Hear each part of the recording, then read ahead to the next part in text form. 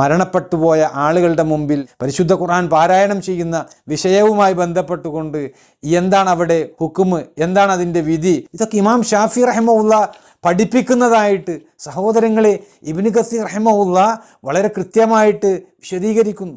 അതായത് സൂറത്തു നജ്മിലെ 39-ാമത്തെ ആയത്ത് വിശദീകരിച്ചുകൊണ്ട് പറയാണ്, അൻ ലൈസ ലിൽ ഇൻസാനി ഇല്ലാ മാ സഅ.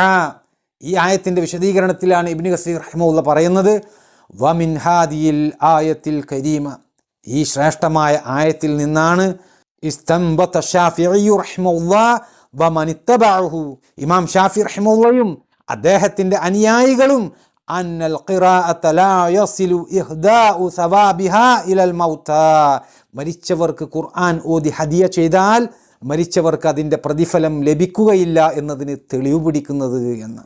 ലിഅന്നഹു ലൈസ മിൻ അമലിഹിം വലാ കസ്ബിഹിം, കാരണം അത് മരണപ്പെട്ട വ്യക്തിയുടെ പ്രവൃത്തിയോ സമ്പാദ്യമോ അല്ല.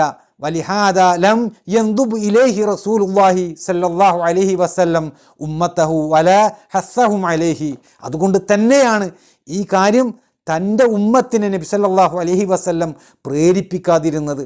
വലാ അർഷദഹും ഇലൈഹി ബിനസ്സിൻ വലാ ഈമാഇൻ, ഗണ്ഡിതമായിട്ടോ അല്ലെങ്കിൽ സൂചനയായിട്ട് പോലും അദ്ദേഹം ഇക്കാര്യം തൻ്റെ ഉമ്മത്തിനെ അനുശാസിച്ചിട്ടില്ല, പഠിപ്പിച്ചിട്ടില്ല. വലം യുൻഖൽ ദാലിക അൻ അഹദിൻ മിനസ് സ്വഹാബത്തി റളിയല്ലാഹു അൻഹും, അള്ളാഹു തൃപ്തിപ്പെട്ട സ്വഹാബികളുടെ കൂട്ടത്തിൽ നിന്ന് ഒരാളിൽ നിന്ന് പോലും ഇപ്രകാരം ഉദ്ധരിക്കപ്പെട്ടിട്ടുമില്ല. വലൗ കാന ഖൈറൻ ലസബഖൂന ഇലൈഹി, ഇതൊരു നന്മയായിരുന്നുവെങ്കിൽ, ഇതിൽ ഖൈറുണ്ടായിരുന്നുവെങ്കിൽ നമ്മേക്കാൾ മുമ്പ് അവരതിൽ മുന്നിടുമായിരുന്നു എന്ന് ഇബ്നു കസീർ റഹിമഹുല്ല ഇമാം ഷാഫി റഹിമഹുല്ല പഠിപ്പിച്ച കാര്യങ്ങളെ അവിടെ ഉദ്ധരിച്ചുകൊണ്ട് നമുക്ക് പറഞ്ഞു തരികയാണ്. നോക്കൂ, എത്ര കൃത്യമായിട്ടാണ് ഇമാം ഷാഫി റഹിമഹുല്ല ഈ വിഷയ സംബന്ധമായിട്ട് നമ്മെ പഠിപ്പിക്കുന്നത്.